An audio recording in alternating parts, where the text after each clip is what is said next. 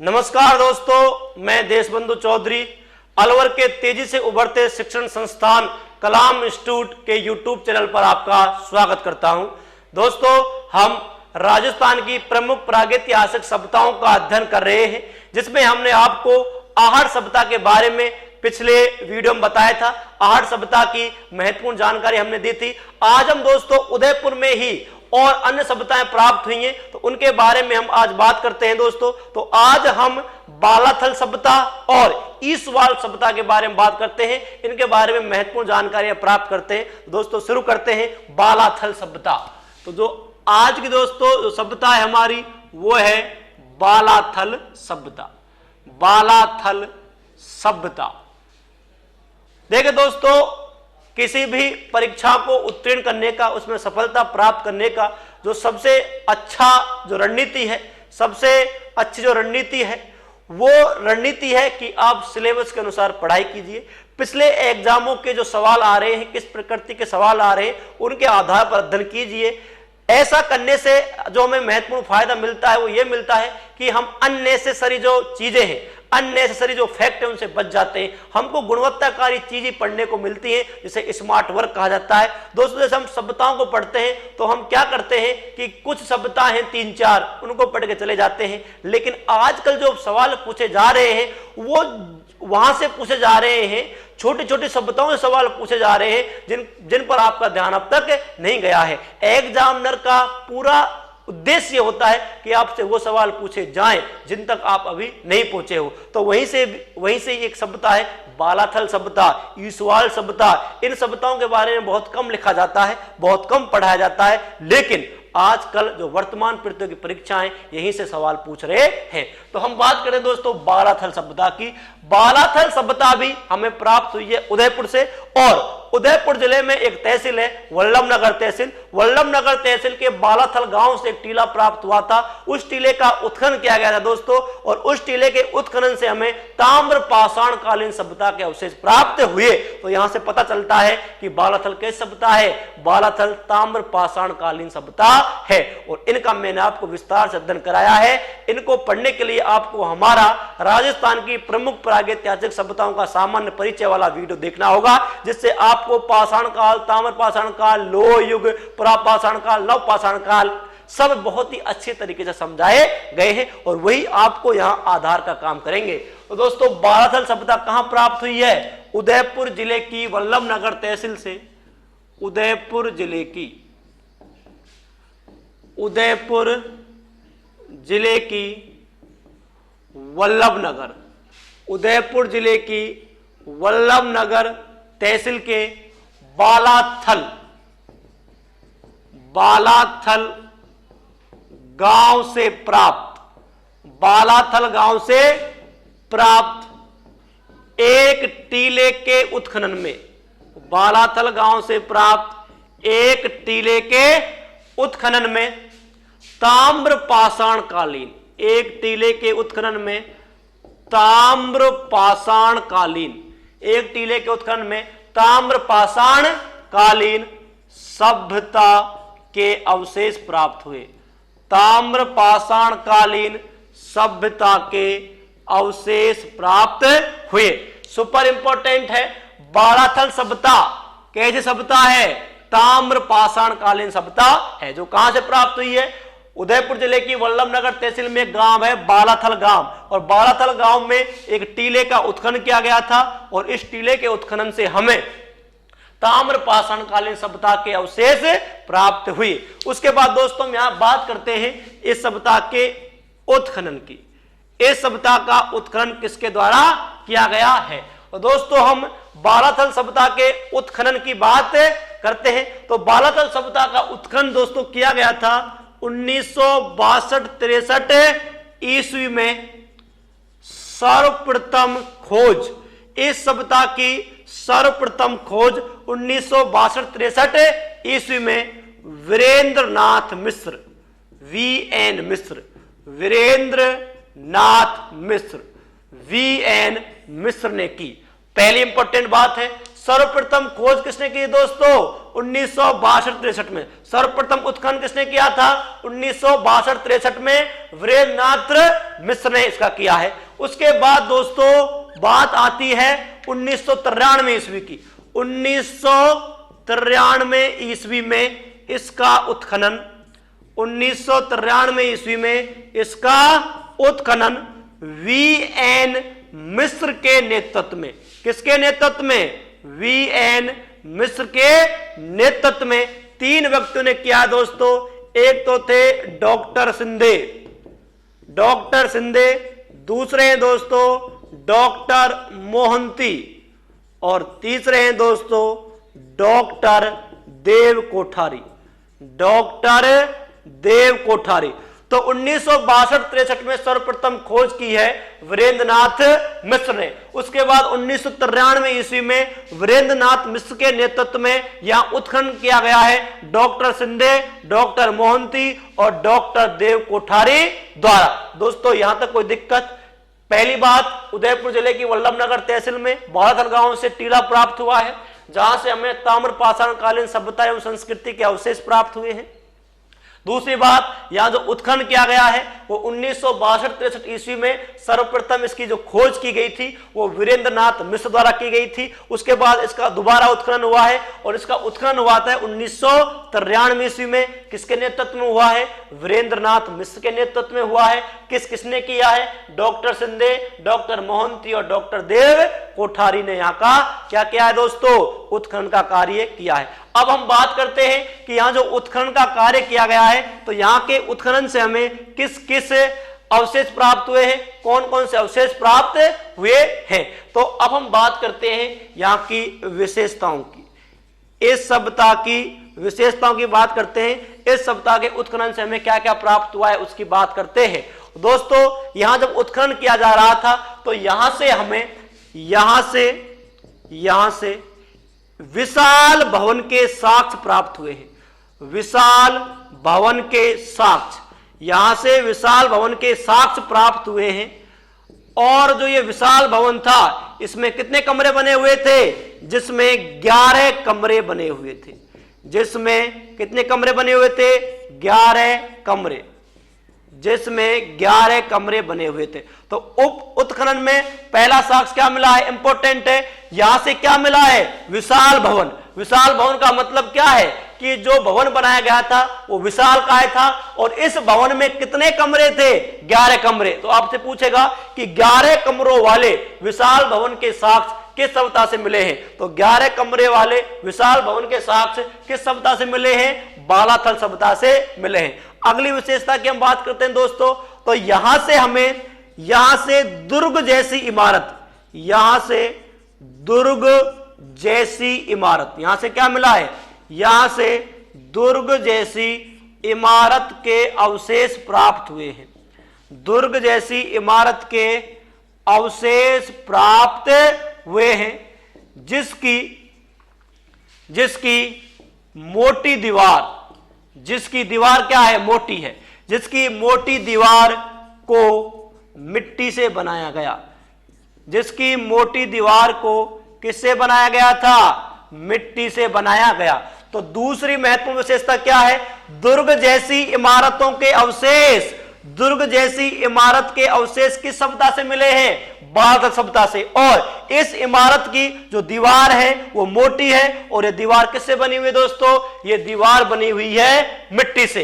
तो इंपॉर्टेंट है दोस्तों, आपको याद रखना होगा कि विशाल भवन जिसमें कितने कमरे हैं? 11। कहां से प्राप्त हुआ है? बालाथल सभ्यता से। उसके बाद दुर्ग जैसी इमारत के अवशेष जिसकी दीवार मोटी है, और ये दीवार किससे बनी हुई है? मिट्टी से बनी हुई है। इसके साक्ष्य भी हमें कहां से मिले हैं? बालाथल सभ्यता से मिले हैं। उसके बाद दोस्तों आप इसको लिख सकते हो, आप नोटबुक में इसका स्क्रीनशॉट भी आप ले सकते हैं। इसके बाद हम अगली विशेषताओं की बात करते हैं कि बालाथल सभ्यता से और कौन कौन सी विशेषताएं प्राप्त हुई हैं और कौन कौन से साक्ष्य हमें यहां से प्राप्त हुए हैं।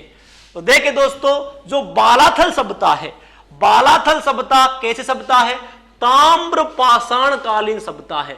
तो जो दोस्तों यहाँ उपकरण मिलेंगे, सीधी सी बात है, यहाँ कैसे उपकरण मिलेंगे, यहाँ तांबे के उपकरण मिलेंगे। तो अगली विशेषता की हम बात करते हैं दोस्तों, तो बालाथल कैसी सभ्यता है दोस्तों, बालाथल सभ्यता है ताम्र पाषाण कालीन। कैसी सभ्यता है, ताम्र पाषाण कालीन। तो यहां जो उपकरण मिले हैं, अब देखिए यहां से इतना अच्छा सवाल बनेगा। ताम्र का मतलब तो आप समझोगे क्या, तांबा है। पाषाण का मतलब क्या है, पत्थर है। अब आपसे यह पूछ लेगा वो कि बालाथल सभ्यता से सर्वाधिक मात्रा में तांबे एवं पत्थर के उपकरण प्राप्त हुए हैं। आप सोचोगे कि यार सही है, ताम्र पाषाण कालीन सभ्यता है तो क्या प्राप्त होगा, तांबा होगा, पत्थर प्राप्त होगा। यही गलती होगी आपसे दोस्तों। यहां तांबे के उपकरण सर्वाधिक मात्रा में प्राप्त हुए हैं, यह बात बिल्कुल सही है, इसमें कोई दो राय नहीं है। लेकिन यह ताम्र पाषाण कालीन सभ्यता है, इसके बावजूद भी बालाथल सभ्यता से पाषाण उपकरणों के साक्ष्य प्राप्त नहीं हुए हैं। यदि प्राप्त भी हुआ है तो बहुत ही नगण्य अवस्था में है। सुपर इंपॉर्टेंट है, आपको याद रखना होगा कि ताम्र उपकरण प्राप्त हुए हैं लेकिन पत्थर के उपकरण प्राप्त नहीं हुए। तो यहां से सर्वाधिक मात्रा में, यहां से सर्वाधिक मात्रा में ताम्र उपकरण, यहां से सर्वाधिक मात्रा में ताम्र उपकरण प्राप्त हुए हैं। इंपॉर्टेंट है, यहां से सर्वाधिक मात्रा में क्या प्राप्त हुए हैं, ताम्र उपकरण प्राप्त हुए हैं। लेकिन ये और भी ज्यादा इंपॉर्टेंट है, लेकिन यहां से पत्थर के उपकरण प्राप्त नहीं हुए। तो ताम्र पाषाणकालीन सभ्यता है, लेकिन इसके बावजूद भी यहां से किसके उपकरण प्राप्त नहीं हुए दोस्तों, पत्थर के उपकरण प्राप्त नहीं हुए हैं। उसके बाद यहां से हमें लोहा भी मिला है, लोहे को गलाने की भट्टियों के साक्ष्य भी यहां से प्राप्त हुए हैं। तो यह मत समझना कि तांबा मिला तो लोहा नहीं मिलेगा, ऐसा नहीं है।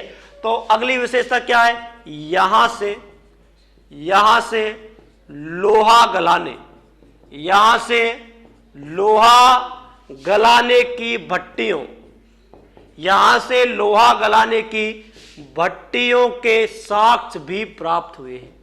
यहां से क्या प्राप्त हुए हैं, लोहा गलाने की भट्टियों के साक्ष्य भी प्राप्त हुए हैं। और ताम्र उपकरण तो सर्वाधिक मात्रा में मिले ही हैं। तो यहां से दोस्तों बहुत अच्छा सवाल बनेगा। तीन चीज आपको याद रखनी है। यहां से सर्वाधिक मात्रा में क्या मिले हैं दोस्तों, ताम्र उपकरण मिले हैं, लेकिन यहां से पत्थर के उपकरण प्राप्त नहीं हुए हैं। उसके बाद यहां से क्या प्राप्त हुए हैं, लोहा गलाने की भट्टियों के साक्ष्य प्राप्त हुए हैं। उसके बाद हम अगली विशेषता की बात करें दोस्तों। देखिए दोस्तों, बालाथल जो सभ्यता है, बालाथल सभ्यता में हम बात करते हैं किसकी, कृषि की। किसकी बात करते हैं दोस्तों, हम बात करते हैं यहां कृषि की। तो यदि हम देखिए दोस्तों कृषि की बात करें, बालाथल सभ्यता में यदि हम कृषि की बात करें तो यहां के लोग भी कृषि से परिचित थे। ये लोग जो थे गेहूं, मूंग एवं सरसों की खेती किया करते थे। तो किसी खेती क्या करते थे, गेहूं, मूंग और सरसों। तो हम बात करते हैं कृषि। तो यहां के लोग गेहूं, मूंग एवं सरसों, यहां के लोग गेहूं, मूंग एवं सरसों की खेती करते थे। किसी खेती करते थे, गेहूं, मूंग एवं सरसों की खेती करते थे। गेहूं और मूंग को ये किसके रूप में प्रयोग करते थे, गेहूं और मूंग को ये खाद्यान्न फसल के रूप में प्रयोग करते थे। ये कृषि। अब देखिए, जब ये कृषि की बात आ गई, ये गेहूं, मूंग एवं सरसों की खेती करते हैं दोस्तों। तो जब ये गेहूं, मूंग पैदा होगा, जब ये अधिशेष में पैदा होगा, तो अनाज को रखने के लिए क्या बनाएंगे, ये मृद भांड बनाएंगे। तो ये अनाज को रखने के लिए मिट्टी की कोठियों का निर्माण करते थे। या तो ये बनाते थे मिट्टी की कोठी, या अनाज को जो कमरा होता था, कमरे में एक वृत्ताकार गड्ढा खोदते थे और उसी गड्ढे में क्या रखते थे, अनाज को रखते थे। और ये लोग अनाज को पीसने के लिए सिलबट्टों का प्रयोग करते थे। जो पत्थर के सिलबट्टे होते हैं, उनसे अनाज को पीसते थे और अनाज को कूटते थे। अब देखो कृषि हो रही है, यहाँ कृषि में क्या हो रहा है, गेहूं, मूंग और सरसों। अब अधिशेष प्राप्त होगा, तो अधिशेष प्राप्त होगा तो ये लोग अनाज को ये लोग अनाज को रखने के लिए, ये लोग अनाज को रखने के लिए मिट्टी की कोठियों का उपयोग करते थे। अनाज को रखने के लिए मिट्टी की कोठियों का उपयोग करते थे। इंपॉर्टेंट है, अनाज को रखने के लिए क्या बनाते थे?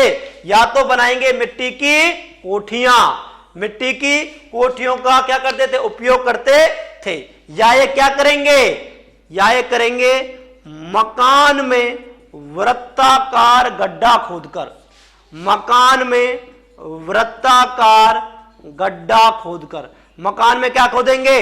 वृत्ताकार गड्ढा। मकान में वृत्ताकार गड्ढा खोदकर अनाज को रखते थे। या तो मिट्टी की कोठी बनाएंगे या क्या करेंगे? मकान में ही, कमरे में ही एक वृत्ताकार गड्ढा खोदेंगे और उसमें अनाज को रखेंगे। उसके बाद क्या करेंगे? अनाज को कूटने व पीसने के लिए, अनाज को कूटने व पीसने के लिए, अनाज को कूटने व पीसने के लिए किसका प्रयोग करते थे? ये सिलबट्टों का। अनाज को कूटने व पीसने के लिए सिलबट्टों का प्रयोग।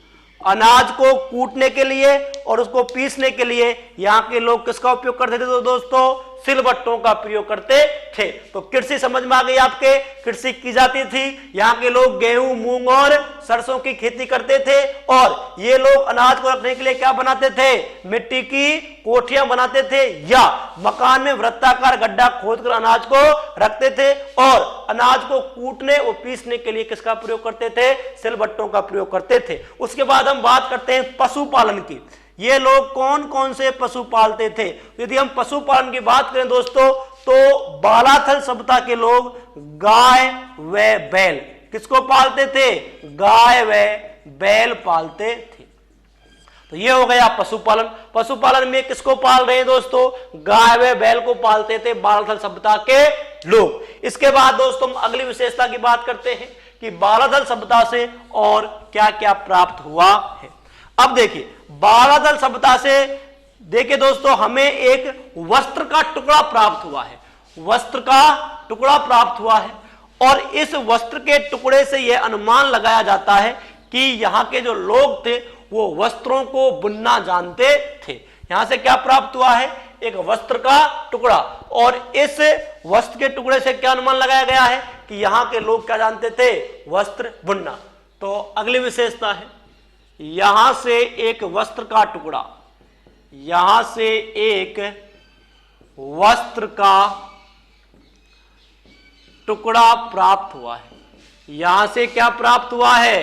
वस्त्र का टुकड़ा प्राप्त हुआ है, जिससे पता चलता है कि, वस्त्र का टुकड़ा प्राप्त हुआ है जिससे पता चलता है कि ये लोग वस्त्र बुनना जानते थे। जिससे पता चलता है कि ये लोग वस्त्र बुनना जानते थे। कहीं से हमें वस्त्र का टुकड़ा प्राप्त हुआ है जिससे जानकारी प्राप्त हुई है कि ये लोग क्या जानते थे दोस्तों? ये लोग जानते थे वस्त्रों को बुनना। उसके बाद देखिए दोस्तों, मैंने अभी आपको बताई थी टेराकोटा पत्ती या मरण शिल्प। तो यहां से भी हमें मरण शिल्प प्राप्त हुआ है दोस्तों। यहां से बैल व कुत्ते की मरण मूर्ति प्राप्त हुई है जो बहुत ही प्रसिद्ध थी इस समय की। और ये जो मरण मूर्तियां थी, ये गांव है मरमी गांव, और मरमी गांव कहां है? चित्तौड़गढ़ में है। तो यहां से प्राप्त हुई है। तो अगली विशेषता है यहां से किसकी? बैल व कुत्ते की। यहां से बैल व कुत्ते की, यहां से बैल व कुत्ते की मरण मूर्तियां, यहां से बैल व कुत्ते की मरण मूर्तियां प्राप्त हुई। और इन मरण मूर्तियों के लिए जो प्रसिद्ध जगह थी दोस्तों, वो था मरमी गांव। और मरमी गांव ये आहड़ सभ्यता का दोस्तों प्रमुख स्थल था। और मरमी गांव वर्तमान में कहां है? चित्तौड़गढ़ में है। तो यहां से बैल व कुत्ते की क्या प्राप्त हुई दोस्तों, मरण मूर्तियां प्राप्त हुई हैं। और इनके लिए जो प्रसिद्ध जगह थी वो थी मरमी गांव, और मरमी गांव कहां है, चित्तौड़गढ़ में है। और दोस्तों ये थी बालाथल सभ्यता। बालाथल सभ्यता उदयपुर जिले की वल्लभनगर तहसील से प्राप्त हुई है। वीरेंद्रनाथ मिश्र ने इसकी सबसे पहले क्या की थी, खोज की थी। फिर हमने आपको इसकी विशेषताओं के बारे में बताया था। 11 कमरों वाला विशाल भवन कहां से प्राप्त हुआ है, बालाथल सभ्यता से प्राप्त हुआ है। दुर्ग जैसी इमारतों के अवशेष भी हमें कहां से मिले हैं, बालाथल सभ्यता से मिले हैं। यहां सर्वाधिक मात्रा में ताम्र उपकरण प्राप्त हुए हैं, लेकिन ध्यान रहे पत्थर के उपकरण यहां से बहुत ही नगण्य है या बिल्कुल भी प्राप्त नहीं हुए हैं। उसके बाद हमने यहां की कृषि की बात की थी दोस्तों। तो कृषि में ये लोग गेहूं, मूंग एवं सरसों की खेती करते थे। अनाज को रखने के लिए ये मिट्टी की कोठरियों का निर्माण करते थे या घर में एक वृत्ताकार गड्ढा खोदते थे। और उसके बाद इसको अनाज को कूटने व पीसने के लिए सिलबट्टों का प्रयोग करते थे। उसके बाद दोस्तों हमने बताया था यहां से एक वस्त्र का टुकड़ा प्राप्त हुआ है, जिससे पता चलता है कि ये लोग वस्त्र बुनना जानते थे। उसके बाद यहां से बैल व कुत्ते की मृण मूर्तियां प्राप्त हुई है, और ये प्राप्त हुई है मरमी गांव चित्तौड़गढ़ से। मरमी गांव जो था ये जो पहले आहड़ सभ्यता थी, आहड़ सभ्यता, बालाथल सभ्यता, ईसवाल सभ्यता, ये दोस्तों उदयपुर में ही विकसित हुई थी। तो इस सभ्यता का ये महत्वपूर्ण स्थल था मरमी गांव चित्तौड़गढ़, जहां से हमें बैल व कुत्ते की क्या प्राप्त हुई दोस्तों, मृण मूर्तियां प्राप्त हुई है। तो दोस्तों ये थी बालाथल सभ्यता। बालाथल सभ्यता के बाद एक अन्य सभ्यता है ईसवाल सभ्यता। ईसवाल सभ्यता भी दोस्तों हमें मिलेगी कहां, उदयपुर में। तो अब हम बात करते हैं अगली सभ्यता की, और अगली सभ्यता है दोस्तों ईसवाल। देखिए दोस्तों मैं आपसे बार बार कह रहा हूं, ये तो छोटी छोटी सभ्यताएं हैं, आपको इनके ऊपर ध्यान रखना होगा। डायरेक्ट आपसे वो यही पूछ लेगा कि ईसवाल सभ्यता कहां प्राप्त हुई थी। दो सूची बना देता है वो, और एक सूची में तो सभ्यता लिखता है और दूसरे सूची में लिखता है स्थान, और फिर कहता है कि इनको सम्मिलित कीजिए। अब दोस्तों जब वो सूची बनाता है ना, तो सूची में 4 ऑप्शन देता है। 4 ऑप्शनों में से 2 ऑप्शन ऐसे देता है, 2 सभ्यताओं को वो ऐसे देगा जिन सभ्यताओं को आपने पढ़ा ही नहीं है, किताबों में बहुत कम मात्रा में मिलती हैं, वो उनके बारे में बहुत कम लिखा गया है। तो आपको अब उन क्षेत्रों पर ध्यान देना होगा जो क्षेत्र आपसे छूटे हुए हैं। आपको रणनीति उस हिसाब से बनानी होगी, और लोगों से अलग रणनीति बनानी होगी, सफलता तभी मिलती है। तो अब हम बात करते हैं अगली जो सभ्यता है दोस्तों, ईसवाल सभ्यता। ईसवाल सभ्यता, अब हम बात करते हैं किसकी, ईसवाल सभ्यता की। तो ईसवाल सभ्यता भी कहां से प्राप्त हुई है दोस्तों, ईसवाल सभ्यता भी प्राप्त हुई है कहां से, उदयपुर से। अब देखिए ईसवाल सभ्यता जैसे हमने पढ़ी थी बालाथल सभ्यता, तो बालाथल सभ्यता कैसी थी दोस्तों। अब देखो एक चीज याद रखना आप, कि जैसे आप तुक्का मार के आते हो, जैसे आहड़ सभ्यता उदयपुर मिली है, बालाथल सभ्यता उदयपुर मिली है, ईसवाल सभ्यता उदयपुर मिली है। अब पूछ लेगा वो कि आहड़ सभ्यता कैसी, आपने एक पढ़ लिया कि आहड़ सभ्यता कैसी थी, आहड़ सभ्यता ताम्रयुगीन सभ्यता थी। अब आ जाएगा ईसवाल सभ्यता, तो आप क्या दिमाग लगाओगे कि यार ईसवाल भी उदयपुर में मिली है और आहड़ भी उदयपुर मिली है, तो आप मार के आ जाओगे कि वो ताम्रयुगीन है तो ये भी ताम्रयुगीन होगी। ऐसा नहीं है, चाहे एक जगह मिली हो लेकिन इनमें अंतर है। देखिए दोस्तों मैंने आपको बताया था बालाथल सभ्यता, बालाथल सभ्यता थी वो ताम्र पाषाण कालीन सभ्यता थी। आहड़ सभ्यता, आहड़ सभ्यता को ताम्रवती नगरी कहा गया था, ये ताम्रयुगीन सभ्यता थी। लेकिन ईसवाल सभ्यता जो है, ईसवाल सभ्यता का दोस्तों जब उत्खनन किया गया था, तो ईसवाल सभ्यता के उत्खनन से हमें पता चला था कि यहां से हमें लोहयुगीन औद्योगिक बस्ती के साक्ष्य प्राप्त हुए थे। तो यह सभ्यता कैसी सभ्यता है, यह लोहयुगीन सभ्यता है। तो यहां के उत्खनन में, यहां के उत्खनन में लोहयुगीन औद्योगिक बस्ती, यहां के उत्खनन में लोहयुगीन औद्योगिक बस्ती, लोहयुगीन औद्योगिक बस्ती के प्रमाण मिले। यहां के उत्खनन में किसके प्रमाण मिले दोस्तों, सुपर इंपॉर्टेंट है, लोहयुगीन औद्योगिक बस्ती के प्रमाण। कहां से मिले हैं, ईसवाल सभ्यता के उत्खनन से हमें क्या मिले हैं, लोहयुगीन औद्योगिक बस्ती के प्रमाण, जिससे अनुमान लगाया गया है कि ये जो सभ्यता है वो कैसी सभ्यता है? लोहयुगीन। इसके साक्ष्य और भी है, सिर्फ इसी से पता नहीं चल रहा, और हम साक्ष्य आपके सामने प्रस्तुत करेंगे जिससे पता चलेगा कि ईसवाल सभ्यता कैसी सभ्यता थी? लोहयुगीन सभ्यता थी। उसके बाद दोस्तों यहां जो उत्खनन किया गया है, यहां उत्खनन कार्य, यहां जो उत्खनन कार्य किया गया दोस्तों वो किया गया था राजस्थान विद्यापीठ। राजस्थान विद्यापीठ, और राजस्थान विद्यापीठ कहां है? राजस्थान विद्यापीठ स्थित है उदयपुर में। राजस्थान विद्यापीठ उदयपुर के पुरातत्व विभाग के निर्देशन में। यह भी आपको याद रखना है कि यहां जो उत्खनन का कार्य किया गया है दोस्तों वो राजस्थान विद्यापीठ, और राजस्थान विद्यापीठ स्थित है कहां? उदयपुर में। तो ईसवाल सभ्यता का जो उत्खनन किया गया है वो राजस्थान विद्यापीठ उदयपुर का विभाग है, पुरातत्व विभाग। तो राजस्थान विद्यापीठ उदयपुर के पुरातत्व विभाग द्वारा ईसवाल सभ्यता का क्या किया गया है? उत्खनन कार्य किया गया है। अब जब यहां उत्खनन कार्य किया गया था तो उत्खनन में हमें निम्न अवशेष प्राप्त हुए हैं, निम्न साक्ष्य प्राप्त हुए हैं। और दोस्तों यहां जब उत्खनन किया गया था तो यहां उत्खनन में हमें क्या प्राप्त हुआ है? यहां उत्खनन के 5 स्तरों में, तो कितने स्तर पर उत्खनन किया गया है? 5 स्तरों पर उत्खनन किया गया है। यहां उत्खनन के कितने स्तरों में? 5 स्तरों में।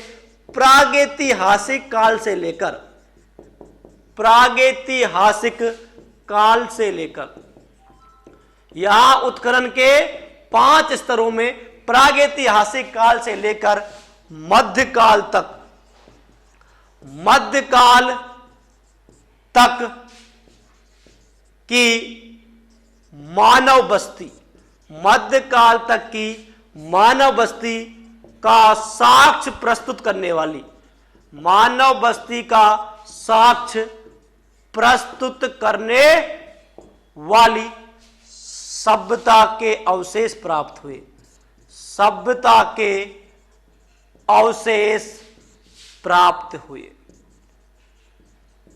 सुपर इंपोर्टेंट दोस्तों, यहां जो उत्खनन का कार्य किया गया है, यहां उत्खनन का कार्य 5 स्तरों में किया गया है, और इन 5 स्तरों में हमें प्रागैतिहासिक काल से लेकर, जो हमने आपको बता दिया है, प्रागैतिहासिक काल से लेकर और मध्यकाल तक, मतलब प्रागैतिहासिक काल और मध्यकाल तक के बीच में जितने भी मानव बस्तियों का विकास हुआ है उन मानव बस्तियों के बारे में जानकारी मिलती है। कहां के उत्खनन से? ईसवाल सभ्यता के उत्खनन से। तो आपको याद रखना होगा इस सभ्यता के उत्खनन में हमें 5 स्तरों में उत्खनन किया गया है, और यहां से हमें प्रागैतिहासिक काल से लेकर और मध्यकाल तक की मानव बस्तियों के साक्ष्य हमें यहां से मिले हैं। तो दोस्तों इसके बाद हम अगली विशेषता की बात करते हैं। तो आपको इसका मैं एक बार फिर रिवाइज करा देता हूं इसको। यहां से हमें क्या मिले हैं? लोहयुगीन औद्योगिक बस्ती के प्रमाण मिले हैं। यहां उत्खनन कार्य राजस्थान विद्यापीठ उदयपुर के पुरातत्व विभाग के निर्देशन में हुआ है, और यहां जो उत्खनन का कार्य किया गया दोस्तों ये 5 स्तरों में किया गया है, और यहां से हमें प्रागैतिहासिक काल से लेकर और मध्यकाल तक की मानव बस्तियों के साक्ष्य प्राप्त हुए थे। उसके बाद हम अगली विशेषताओं की बात करते हैं कि ईसवाल सभ्यता की और कौन कौन सी विशेषताएं हैं। तो ईसवाल सभ्यता की दोस्तों हम अगली विशेषता की यदि बात करें तो जो ईसवाल सभ्यता थी ये कैसी सभ्यता है? ये लोहयुगीन सभ्यता है। अब यदि ये लोहयुगीन सभ्यता है दोस्तों तो यहां जो लोह उद्योग था वो विकसित अवस्था में था। तो यहां का लोह उद्योग, यहां का लोह उद्योग उन्नत अवस्था में था। यहां का लोह उद्योग था उन्नत अवस्था में। ठीक है, तो यहां का लोह उद्योग कैसा था? उन्नत अवस्था में था। पता कहां चलता है? घरों में। घरों में क्या मिले हैं? घरों में लोहा गलाने की, घरों में लोहा गलाने की भट्टियों के साक्ष्य हमें क्या मिला है? घरों में लोहा गलाने की भट्टियों के क्या मिले? हमें साक्ष्य मिले हैं, जिससे पता चलता है लोहा उद्योग किसमें था? उन्नत अवस्था में था। अब देखें दोस्तों यहां ईसवाल में अनुमान है, यह अनुमान लगाया गया है कि जिस प्रकार यहां लोहा उद्योग उन्नत अवस्था में था, जिस प्रकार यहां लोहे की भट्टियां प्राप्त हुई हैं, उससे अनुमान लगाया गया है, अनुमान है कि यहां लगभग 2000 वर्षों तक, अनुमान है कि यहां लगभग 2000 वर्षों तक, यहां लगभग 2000 वर्षों तक लोह उद्योग प्रचलित था, लोह उद्योग प्रचलित। दोस्तों यहां लोहा गलाने की भट्टियों के साक्ष्य मिले हैं, जिससे अनुमान लगाया गया है कि यहां लगभग 2000 वर्षों तक लोह उद्योग प्रचलित या विकसित अवस्था में था। मतलब 2000 वर्षों तक यहां लोहा गलाने का कार्य किया गया है। और यही नहीं, यहां से हमें यहां जो लोह उद्योग था वो मौर्य काल, शुंग काल, मौर्य काल, शुंग काल और कुषाण काल, मौर्य काल, शुंग काल, कुषाण काल में भी लोह उद्योग प्रचलित था।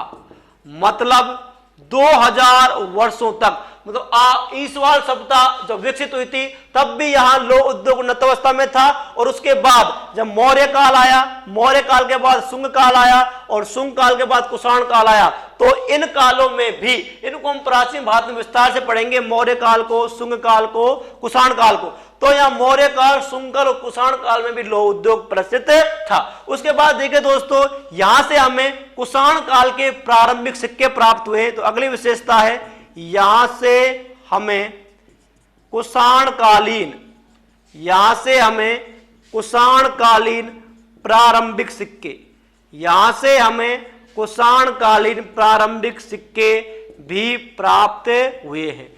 दोस्तों ये थी ईसवाल सभ्यता, छोटी सभ्यता है लेकिन इंपॉर्टेंट है, आपको इसके बारे में सारी चीज याद रखनी है। जो ईसवाल सभ्यता है ये लोह युगीन औद्योगिक बस्ती थी, यह लोह युगीन सभ्यता थी। यहां से जो उत्खनन किया गया है दोस्तों वो 5 स्तरों में किया गया था, जहां से हमें प्रागैतिहासिक काल से लेकर और मध्यकाल तक के अवशेष मिले थे। और यहां का जो लोह उद्योग था ये उन्नत अवस्था में था, लगभग 2000 वर्षों तक यहां लोह उद्योग प्रचलित अवस्था में था। और यहां मौर्य काल, शुंग काल, कुषाण काल तक भी लोह उद्योग प्रचलित अवस्था में था। और हमें यहां से कुषाण काल के प्रारंभिक सिक्के प्राप्त हुए हैं। तो दोस्तों ये थी 2 महत्वपूर्ण सभ्यताएं, बालातल सभ्यता और ईसवाल सभ्यता। अगले अध्याय में हम आपको राजस्थान की अन्य महत्वपूर्ण सभ्यता के बारे में बताएंगे। धन्यवाद।